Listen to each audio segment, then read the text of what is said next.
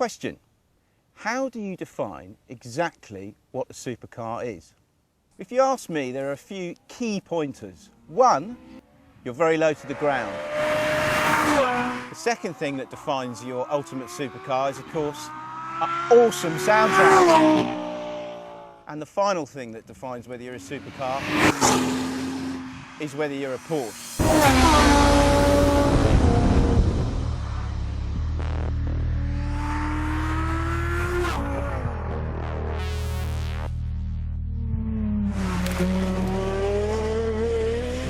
Supercar number one in the blue corner is the Ferrari F430 Scuderia.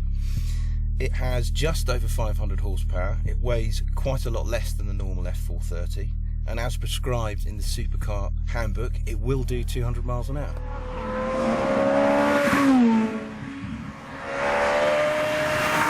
I've been driving this car, the Ferrari 430 Scuderia, for the last 2 days now, and genuinely I cannot find anything wrong with it.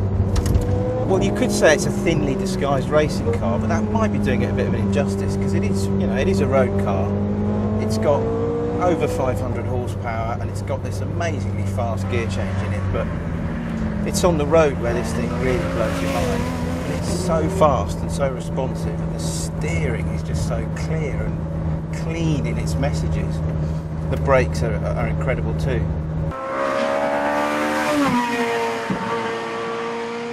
In the grey corner from Weissach is the Porsche 911 GT2. It has 530 horsepower and it weighs about the same as the Ferrari 2, which means it's probably the most accelerative car here. 911 GT2, very serious motor car. Maybe not as emotional as the other two Italians, but I think in a straight line it's probably faster than both of them. And the reason why is because it's got twin turbos, which give it so much torque. I mean, we're in fourth gear now, and that is just unbelievable.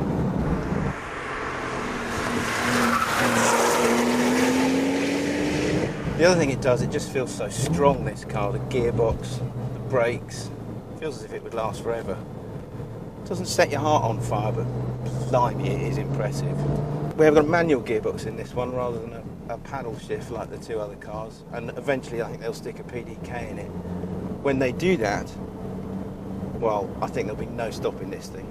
Finally, in the bright yellow corner is the Lamborghini Gallardo 564. It's the only one here with four-wheel drive. It's the most powerful with 552 horsepower. It's a bit cheaper than the Ferrari, a bit more expensive than the Porsche. It has the highest top speed. If we're talking about supercars, then it just doesn't get better than the name of Lamborghini, does it really?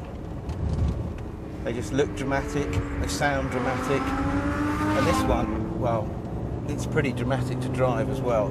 This car has a brand new V10 engine that has 552 horsepower.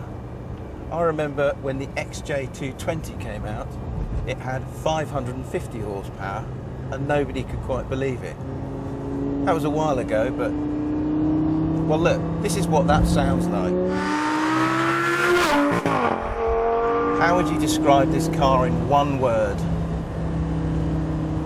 Weapon. At the beginning of this test, we asked one very simple question, which is how do you define a supercar? There's really only one supercar here, and it's not this, it's the yellow one. And I absolutely adore the Gallardo. It makes such an incredible noise. It's so dramatic on the road. Anyone that stops, and lots of people have over the last couple of days, they only want to see one car, and that's the Lamborghini. Where does that leave the Porsche? I don't know. I mean, it's phenomenally quick. And it's very good value actually in this company, even though it costs 130 grand, but it's just a touch dull beside these two. But really, at the end of this, there is only one winner, and it has to be the Ferrari. They say this thing is faster than an Enzo around Fiorano, and yet it costs a third as much of an Enzo. It is incredible. It's the winner.